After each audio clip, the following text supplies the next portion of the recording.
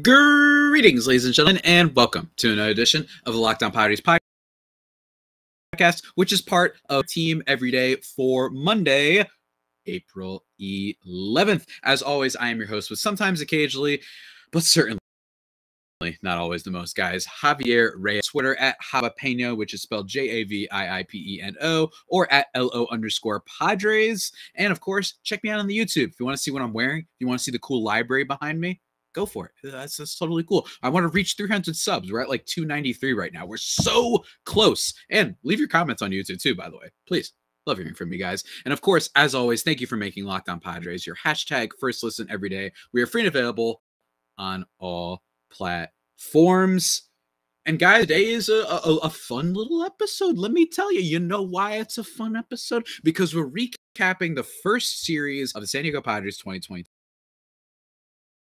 season. Their 3-1 series win. We're going to talk about what happened. We're going to talk about CJ Abrams, the pitching performances. And we're also, a sobering thing is we're going to be talking about Blake Snell a little bit, who suffered an injury. So we're going to be talking about that for sure, giving my thoughts on all of that stuff, guys. Looking ahead to San Francisco and whatnot. It's going to be a good podcast. So let's get into it. Let's start with the first game that happened, which was Friday's game. Obviously, we all know what happened on Thursday. I became the Joker just for half a second because I genuinely did think that it was funny seeing the Padres blow up in that fashion because it's game one. You know what I mean? You can take these things in stride. And I actually genuinely thought that it was pretty damn funny. I really genuinely did. And that's what happened. Obviously, Robert Suarez blowing that game. You guys can go check out my episode on that. Then Friday came. And Friday was a whole lot better, even if it wasn't a whole exciting game. It was exciting for parts because Sean Manaea, newly acquired Padre from the Oakland A's. Bob Melvin was a manager for him. He coached him and all that stuff. You know what I mean? He was part of him. And in his Padres debut, 7 innings, no hits, no runs, 1 win, strikeouts over 88 pitches. It was 2 days in a row that the Padres had their starting pitchers not give up any hits, which is impressive. Even if it's against the lowly Arizona Diamondbacks, it's still a nice start. And because the Padres starting pitching, one of the things that is widely believed, myself included, to be the thing that will lead to them winning a whole lot of games this year. They're going to be hopefully a pitching-oriented team that can succeed in that area with a bunch of guys hopefully bouncing back, as well as the new acquisition of Manaea. And I thought he looked good. I don't think that he was super dominant in a lot of areas. Again, this is the Arizona Diamondbacks, but he looked great. And I love the hair. I think having a wild hair kind of on this team is great because as someone who grew up a Yankees fan too, that culture, like we don't like anyone being different, shave your head. So anytime I see anything different, maybe even hair excluded too, by the way, I'm just always in on it. So I loved Manaea. I thought he looked great. He's a guy who's had dominant performances before. He's a big game guy. He will go out there and he'll throw a semi no-hitter in this case. And he's done it before. And he's done it before is a good point to bring up because he was taken from the game, obviously, like I said, 88 pitches, 7 innings. Here's the thing. Sean Manaea has done it before. So I did not mind Bob Melvin taking him out of the game. It's only game 2 of the season. And to be quite honest with you, I feel like the no-hitter obsession. I feel like the no-hitter, there's 2 things with the no-hitter. And that's that these days, I wonder if guys view it as, strongly as they used to. It feels like it's a little slightly more common than maybe back in the day when guys were just slapping the ball for singles. Nowadays, I think it's all about the perfect game. Because even today's game, yeah, people strike out a lot, but they like to walk a lot too. So with getting that is even more impressive. And number 2 is the Padres got their first hitter in franchise history last year. So I actually wonder if that hadn't happened last year, whether or not they would have kept Sean Manaea in the game, just because of the fact that there's never been a Padres guy to do it. It's possible. It's certainly possible. And I think pretty likely because he would be hearing it, Bob Melvin, if the Padres have never had a no-hitter before and you took out the guy. So it's all good. We experienced it with Musgrove. Second game of the season. I liked what Manaea's head was at. Didn't walk a lot of batters, which was nice, unlike Darvish. Just looked in control the whole game. I know that this is kind of standard, almost cliched speak, but decent amount of whiffs, didn't give up too much hard contact, and is a good example, by the way. A lot of people like bringing up the and they bring up that max exit velocity and hard contact and all that stuff. And, Manaea's in a lot of blue. But hard contact isn't always the be-all and end-all. of statistics. You know what I mean? There's plenty of guys that give up hard contact, Joe Musgrove included, who we're going to talk about in a little bit, that are still great pitchers. You know, oftentimes when you're throwing tricky stuff, you're throwing off-speed stuff, breaking stuff, sliders, and all that stuff, you know, if people manage to make contact, it's going to go pretty far, most likely. That's just kind of what can happen, at least a lot of times with certain pitchers. And in the game, I have to talk about it. I have to. People were tweeting at me all night. It was a lot of fun. Thank you guys. Keep your tweets coming. 3-for-4 game for the first baseman, who will still not be named, with an RBI double as well, scoring 2 runs. Very, very cool. Or did he have an RBI? No, I'm sorry. My apologies. The one with the RBI was Jurickson Profar, who hit a solo shot, the first home run by a Padre this season. He going 2 for 3 in the game. Profar off to a very electric, fun start of the season. But that was Friday's game. Not much else to report there. Love seeing it. Taylor Rogers gets his first save as a Padre with 1 strikeout. Cool stuff. Then you move on to Saturday's game. In Saturday's game, I'm going to do a little controversial. I actually think Joe Musgrove had the best performance of the weekend. I know he gave up runs, but I just wanted to see him look the same. I wanted to, because, you know, off-speed stuff and the way Musgrove kind of burst onto the scene last year. Maybe some people thought, can he really replicate that? And I thought he looked electric. Of course, in Saturday's game, he did end up giving up 2 runs on 5 hits, but no walks, never really fell behind in counts all that often, 8 strikeouts. I thought he was electric. And the only through 74 pitches, they took him out relatively early because, again, long season. And the breaking stuff was fooling people, aside from the first inning when it was getting a little bit scary to give up the home run, because David Peralta apparently is the bane of Padres fans' existence. I don't know why this is the case, but he is a Padres killer.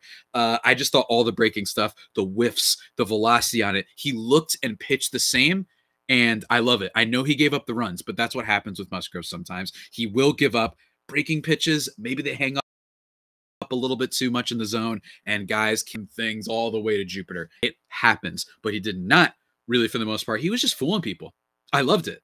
I absolutely loved it. And actually, in the middle of recording this, I'm actually getting a mailbag question, which is very interesting, from friend of the show, Anthony Burris. And I'm going to read it right now. I don't know what he said. Mailbag question for tomorrow's pod. What are your takeaways from our amazing opening weekend series against the D-backs? And is one of these takeaways is how awesome Eric...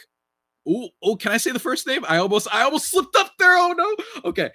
Eric, the first baseman. I almost did the full name. It doesn't count. Nobody kill me in the comments. All right. I didn't say the full thing. How awesome he was. In all seriousness, the pitching was superb and has got me so excited. Agreed, Anthony. Agreed 100%. That's basically my thing. 100% right now with the team is that I thought that the pitching looked excellent, especially from Musgrove and Sean Manaea. And Manaea was good. It's games where he gets beat up a little bit, especially against better teams. But Musgrove, I think he could pitch against anybody. I know he gave up the runs, but man, it just looked exactly like last year. Exactly. He's just, so nasty. So nasty. But we're going to also talk about Sunday's game, guys. And before we get into Sunday's game, let me talk to you about, you know, I'm betting on Joe Musgrove having a bounce back, but maybe you aren't. And maybe there's other pitchers that you're betting to do better. Well, BetOnline.net, they have you covered for all that sort of stuff, guys. All of your betting stats and sports info. Find all the latest sports developments, league reviews, and news, including this year's basketball playoffs and the start of Major League Baseball season. BetOnline is your continued source for all your sporting wagering information, from live betting to playoffs, esports, and more. That's right. They even got esports. How about that, guys? Head to the website today or use your mobile device to learn more about the trends and action. BetOnline, where the game starts. And of course, guys, thank you for making Locked On Padres your hashtag first listen every day. We are free and available on all platforms. Let's keep it going. So I'll talk about Sunday's game real quick, because I want to answer the part of Anthony's question here. Anthony, I hope you're listening and enjoying this. I really am in the middle of recording is when I got this DM from him. Big friend of the show. Sunday's game. A bit of a snooze fest in the sense of if you were a D-backs fan. The Padres absolutely lit it up. 10-5 final score. Everybody chipping in, with the exception of Trent Grisham. 1 for 5 for him. Kind of a slow start for Mr. Trent Grisham in the first series of the year, but it's okay. I'm still hopeful for him. Austin Nola going 2 for 4. Manny Machado going 1 for 4 with an RBI, which is nice to see, an RBI double, actually. That happens very early on. Jake Cronenworth, 2 runs for him.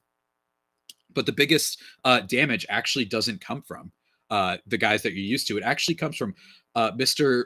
Jurickson Profar. Again, a grand slam in this game for Jurickson Profar. 2 home runs. He currently leads the Padres in home runs right now. That was awesome. Now, maybe people are wondering, is he going to be a successful player this year? I don't know. I mean, Jurickson Profar, it wouldn't shock me if he can give you Josh Harrison level value, who is a guy that I think that the Padres would probably do a little bit better with just because of the contract. Take that into account and whatnot with more years than just this one. But Jurickson Profar wouldn't shock me if he has a decent year. But let's not get too excited. It was very fun, though, because I love Profar. I have said this even when he's not, performing all that great. Just a fun personality to have around, a great smile. It just looks so lively in the clubhouse. I mean, he really does. And I just love seeing him around and somewhat interesting given a bench player. So that was really great to see from him. And Jorge Alfaro hits his first home run of the season for the Padres, a solo shot. He also struck out 2 times, but it's all good. That was really fun to see because Jorge Alfaro is a guy that friend of mine, Aram Layton, who New Orleans podcast, always talking to me. He's just a total bust and all these things. And he still probably should be perceived that way. Make no mistake, guys. Highest switch in Major League history, Jorge Alfaro. So if he turns into anything decent, that would be pretty surprising. But granted, over in the Marlins, I mean, maybe a backup role is actually what his destiny is. A backup catcher who can just hit for a decent amount of power. Worst things to have if you're the Padres. And assuming that Austin Nola stays healthy. If he doesn't, then you have Campisano in the minors. I'm not worried about the Padres catcher position. If it was Alfaro only, maybe that I would be because he's not the best defender either. But anyway, nice to see that from him. And I love his, crazy hair and whatnot too. Love the crazy hair. Hassan Kim in this game, also 2 for 2. I loved that, or 1 for 2, I'm sorry, with 2 runs. It's hard to read from the app sometimes. I get a little bit confused. With a walk, and he also managed to hit a triple in this game. Hassan Kim, I'm actually going to be writing about for Just Baseball, my take on whether or not he could be a true X factor for the Padres this year. So going to be doing that and then talking about it on future episodes. But that was basically the giant gist of the game. And then Luke Voit, who I am adoring so far. Yes, 125. I think he's batting 200 now, updated by the 3rd game, but his on-base percentage is over 400. Taking a lot of walks, and that shouldn't surprise people. Luke Voit, definitely not a guy who's been, he's a strikeout guy, but he's had good on-base percentage numbers before. Just to recap, back in 2021, 328, which wasn't great, but he didn't play all that much, 68 games. And then in 2020, 338, just isn't too terrible. And then years before that, he had a 378 in 180 games, and then 39 games in 2018, 405. So he has the ability to walk for sure. This isn't going to be a guy that only strikes out all the time, although he will strike out a lot. But just to keep in mind, this isn't new, but it's nice to see, and I hope he has a decent eye at the plate. The power will come, but I'm totally cool with taking walks, guys. Totally cool with that, especially in the early going of the season. And that's basically the highlight of the game for the most part. The big thing that needs to be discussed, oh man, it must be discussed, ladies and gentlemen. And I don't like to talk about it. We're going to talk about some good news in a little bit, but Blake Snell left the game early with an injury, unfortunately. It was very, very tragic and very sad, or didn't even leave. He got scratched from his start, I should say, actually. My apologies. He got scratched from his start with, let me make sure I get this correct, a left adductor tightness, is I believe what Dennis Lin actually tweeted. Let me just pull that up really quickly. And I was actually, it's funny because I was actually starting a movie, or I was finishing up a movie, and then I kind of missed that they pulled him. So we're like in that first half of that inning, and I'm like, wait a minute, why is Nabil Crisbat in? Dennis Lin tweeting, the Padres say Blake Snell has left abductor tightness. He left his final start last season with the same kind of injury. That is the scary thing. No update that I see as of right now on such injury. Hopefully he bounces back. But like they said, the fact that that was the same injury he had last year, Padres fans are freaking out. And believe it or not, I get it. Like this is not a thing. Unlike first game, I mean, it was for the big guys, me freaking out and becoming the Joker after the first game loss. But for Blake Snell, who has the same injury apparently, which is so weird. And by the way, happened right before the game. What happened?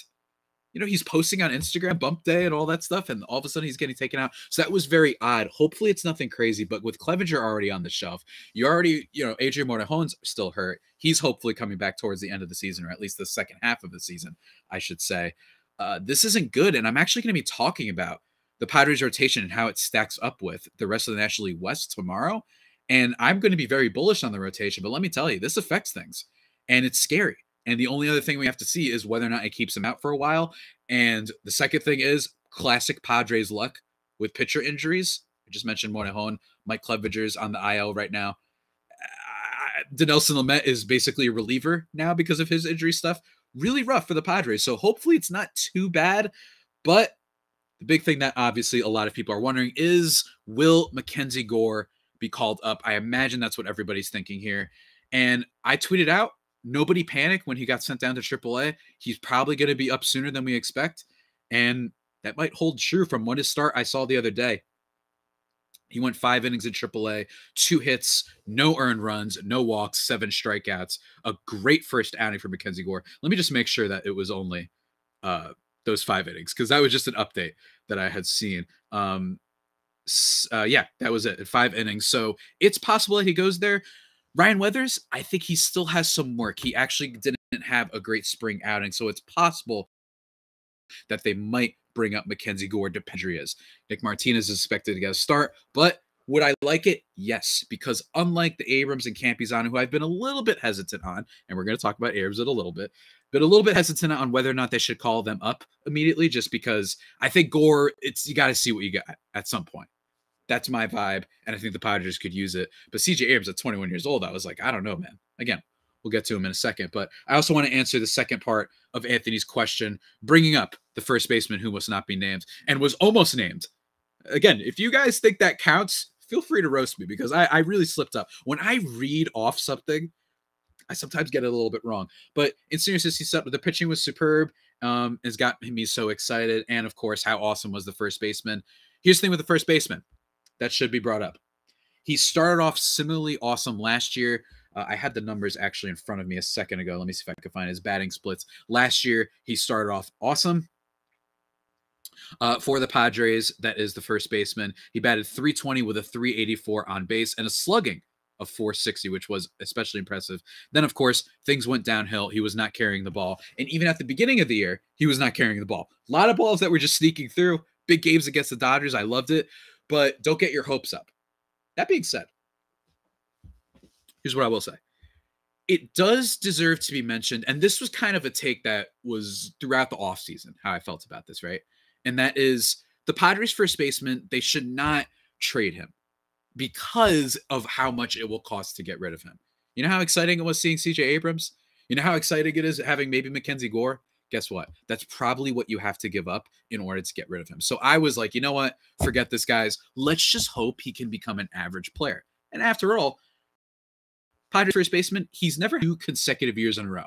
But usually after the bad year, he actually has about Padres, his career with the Padres, about a half WAR over 4 seasons. That hasn't been the case, but right? If the Padres first baseman, the ground ball gremlin, as we all know him, is able to just give like a 1.8 WAR or 2 WAR, I can live with that if it means hanging on to our golden items in the farm system. Robert Hassel, another one, he hit a home run the other day in the minor league game. So that was great. Absolute moonshot from him. Do you want to give up those guys? No, I say no, man. Myers struggled this weekend, as everybody has seen. He's striking out a lot. He looks pretty bad to start the season. Don't you want to know that you have a really exciting prospect outfielder coming in the future? I do. So hopefully he can be okay. If he could bat like 260 with 340 on base and have okay power, I mean, there's worse things. He's definitely not going to be worth the contract. I'm very confident saying that, but you know, decent start. And in fairness, not too many ground balls. He did have the big RBI in Saturday's game, if I'm not mistaken. But again, guys, this is what I'm saying. Be careful with the ground ball stuff. Just because it leads to a hit doesn't mean all the time that was necessarily a well hit ball. It was a hot shot that the second baseman happened to not be able to snag, but it was hit hard enough that he deserves credit for that. I've always said, Padres first baseman, hits the ball hard, like very hard compared to a lot of other players in Major League Baseball. That's never been an issue for him. You know what I'm saying? It's just all the other stuff, right? He doesn't choose the best spots. He whiffs in weird ways. Strikeout rate doesn't get ahead in accounts. There's a whole bunch of reasons why his WAR was a grand total of 0 last year. So keep that in mind, guys. Anthony, keep it in mind. But I would love nothing more than honestly everybody to hop on this podcast and leave me comments roasting me to oblivion, saying you were killing this guy, you made it that you can't even talk about the team or say his name on the podcast. And yeah, I think it'd be pretty funny, to be honest with you. But keep in mind, he started off really well last year, so this could just be that yet again. But we'll have to see. Aside from that hot shot to second base, he was lifting the ball a little bit. That was nice to see. But again, we've seen this song before. I'd be a little bit surprised if it changes now. But before we finish up the podcast, guys, I need to talk to you about something that is a guarantee, right? A guarantee of enjoyment, a guarantee of joy, I should say. And those are the Built Bars, ladies and gentlemen. They are the best protein bars on the market, and a big reason for that is because they are very healthy for you, right? They're protein bars. Most Built Bars contain 130 calories, 4 grams of sugar, 4 net carbs, and 17 grams of protein. And if you compare that to a candy bar, say a Payday bar or anything like that, something along those lines, those usually have around 240 calories, 30 grams of sugar, and dozens of net carbs. So you're saving. You're cutting down a little bit on your intake there. All right. You're doing all right. You're doing all right. And what I love the best about them is a great variety of flavors, man. White chocolate cookies and cream, cherry barcia, coconut almond, mint brownie, peanut butter brownie, literally anything you want, guys. Go check out the site. They're kind of like the Ben & Jerry's of protein bars. I've said that a lot of times, and I will continue to say the damn thing. All right, guys, go to built.com and use the promo code LOCKED15, and you'll get 15% off your order. Remember, that is promo code LOCKED15 for 15% off at built.com. Go check it out. Of course, guys, again, last time I'll say it, but thank you for making Locked On Padres your hashtag first listen every day. We are free and available on all platforms. Oh, man. Last thing I want to talk about, just some extra little things about how I think that this series, there's 2 things from this series that I think should be, actually 3. One, scratch from his start right before the game. And what the heck, man, please get better. You know what I'm saying? Like, I cannot deal with that. And again, we're going to have to see how this develops over the coming days. I imagine by the time you guys listen to this pod, we might get an announcement about who's going to be the replacement. And it's looking like it could be Mckenzie Gore. I even saw him trending on Twitter. Granted, it was the For You page for Twitter, meaning like it was like 5,000 tweets, but you get what I'm saying. So that could be exciting, but not necessarily want Mckenzie Gore to debut like that. But we'll see. The one of the things I want to talk about was CJ Abrams, who debuted this past weekend. He got his first hit, and he made a really great play in his first game. Although he didn't get a hit, he made a really great play at short with fielding a ground ball, nailing the runner. It was awesome to see. And that's the thing that you get to be excited about with CJ Abrams. He also brings with him plus defender ability over at shortstop. And I know that a big question for a while is going to be whether or not CJ Abrams is the shortstop of the future or maybe the second baseman. We'll have to see. I don't know, because in theory, Jake Cronenworth would move to first if they didn't have the ground ball gremlin, and then Abrams could play second, and then Tatis could play or vice versa, something like that. But most likely, he's the face of the franchise. He's going to want to play short, and you can't really deny him that. I mean, he's Tatis. I mean, what do you want me to say? But for the time being, I have to admit, I was a little reluctant when I heard that he was called up and made the opening day roster. Certainly it's exciting, and certainly it's easy for content purposes, right? It's certainly easy for that. But I was like, look, he's 21 years old, hasn't played a lot above AA ball, and it makes me nervous. I don't want to ruin a guy. We saw what happened with Louise Campisano when he came up. He struggled a lot, and he was playing against really good major league arms.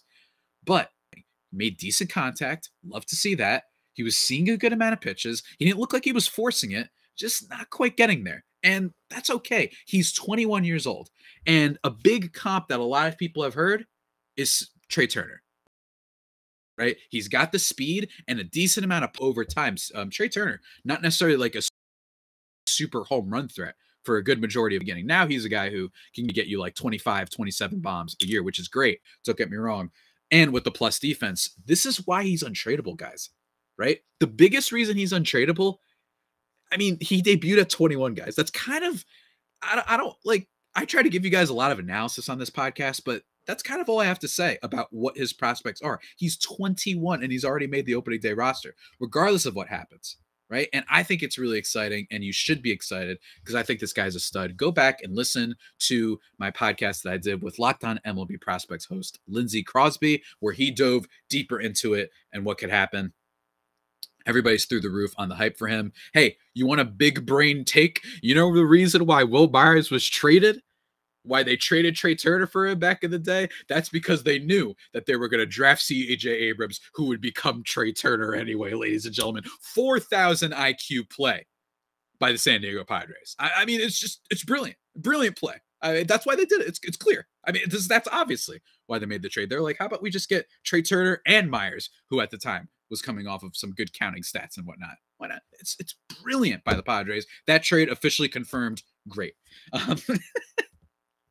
But anyway, guys, really exciting from CJ Abrams. I'm going to be very curious to see how Bob Melvin manages the lineup, who plays what day. Jurickson Profar could play in left field because, it's Matt Beatty out in left field. They kind of have a little bit of a committee going out there in left fields right now. Who's going to play short? Will it be Kim? Will it be CJ Abrams? I kind of like the idea of making it a little bit of a mix so far. I think it's interesting because Hassan Kim and CJ Abrams, at the minimum, could provide you plus defense. We've seen that Kim can provide you really good defense. Abrams is probably going to give you plus defense too, but at least we know that with Kim that you're guaranteed with that. And I still have some hopes with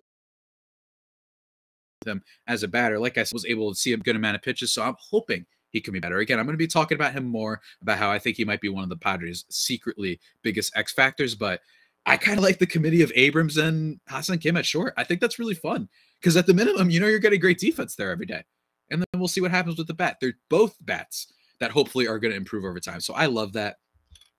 And the last thing I want to say for the show, we're going to have Nick Martinez pitch, I believe, against the Giants. That's expected. A guy who I may or may not have upset a family member because the guy's name was Daniel Martinez, who commented on the video when I was admittedly a little mean about the Nick Martinez signing because he did not succeed when he was with the Texas Rangers last time he was in MLB. And as we saw with Robert Suarez, who was looking great in Japan and hadn't give up a home run in 65 innings, he gave up one just the other day. You know what I'm saying? And his first outing, he obviously walked 3 batters with one of them. We'll have to see. Maybe he got better.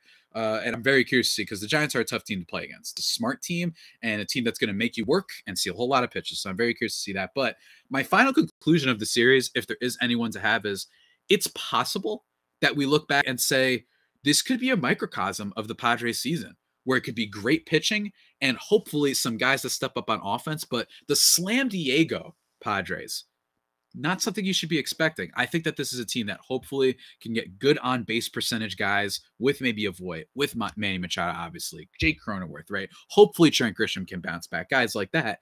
And then you'll have awesome pitching, right? We're going to see what happens with the Blake Snell injury, but so far, Darvish looks pretty good. Not my favorite. I actually think he was the 3rd best performance of the 3. Then Sean Manaea and Joe Musgrove. I love it. I love it. And then hopefully Nick Martinez can do something, and hopefully Snell and Clevenger can contribute as well. And if not, the Ryan Weathers, Mckenzie Gore thing, maybe they could do something. But remember, there's no more Chris Paddock, and this is why you have to be careful with trading pitchers sometimes. Because I know Paddock wasn't an all-star or anything. I'm really curious to see how he does. I don't think he pitched. He didn't pitch, did he? He did have a funny comment where he was like, I love the Minnesota Twins uniform. I felt like I was like a UPS worker with the Padres, which I thought was really funny. Let me just check really quickly that he didn't pitch, because that'd be weird if I just forgot if he pitched. The Mariners game, let's see, Chris Paddock. No, he still has, it was Bailey Ober for the Twins. So I'm going to be curious. I might even talk about that on this podcast, but it's the lesson to be had is you can never have too much pitching because injuries like this happen. Again, we'll see what happens by the time Tuesday rolls around. I think exciting weekend, guys. Things to look forward to. Things to look forward to for sure. And especially when it wasn't really the star players you expect from the Padres lineup making contributions. That's very nice. And now we play the rival that doesn't have the same hatred as the other rival that I won't even name on today's show because that's how much I hate them. But gonna be a fun series. Very fun series and good pitching. So it's going to be fun, guys, but a 3-1 series win is great, even if it gets a bad team, especially with how this all started out, guys. Before we conclude today's show, let me just tell you to go check out the Locked On MLB podcast hosted by Paul Francis Sullivan, but please call him Sully. He takes you unique perspective on the major leagues, both past and present. He's great. He's awesome. Be sure to go check that out. Very fun podcast that I hopefully will be able to make an appearance on sometime soon. And for tomorrow's episode, guys, I actually was going to record these back to back, but I'm going to wait a little bit. Tomorrow's episode, Tuesday, going to be doing a breakdown of the Padres rotation compared to the rest of the National League West. How do I feel about them compared to the Giants, Dodgers, D-backs, and Rockies? You'll have to see how I feel comparing and contrasting. It's going to be a lot of fun. I can't wait to do that. And maybe talk a little bit of bullpen as well. Just an all pitching breakdown. And then Wednesday, we'll be recapping some games, recapping a couple games against the Giants, seeing how Nick Martinez did, all these sort of things. It's going to be fun. And also, as a fun bonus episode to expect to be coming in the near future, going to be talking with my buddy Clay Snowden of the formerly of Locked On Reds. He was kind of like an assistant over at Locked On Reds. He's also a friend of mine over at Just Baseball. We're going to be talking about the top 10 baseball movies, which an article I recently wrote about for Just Baseball. It is not up yet, but it will be up soon. So at some point in the future, just look forward to that as a nice little breakup, maybe on the Saturday or something like that, or maybe on a Friday if my schedule gets a little bit crazy and whatnot, guys. But still, that's all the stuff you have to look forward to. It's good, man. It's so great to have baseball back. It's super exciting, and I can't wait to talk about more games. But with that all being said, guys, that about does it for today's edition of the Locked On Padres podcast, the only pod that may be better than the Padres themselves. Remember to follow me on Twitter at Javipeno, JAVIIPENO, and send me your questions, just like Anthony Burris, friend of the show, did, and I will absolutely answer them. And at LO_Padres as well, and subscribe to the YouTube. We are almost at 300 subs. Going to try and get to that number by the end of the week. Can we do that? I think we can do that. I think we could do it by the time this episode comes out, for being honest. Until next time, guys, stay safe. And of course, stay for our faithful homies. Take care.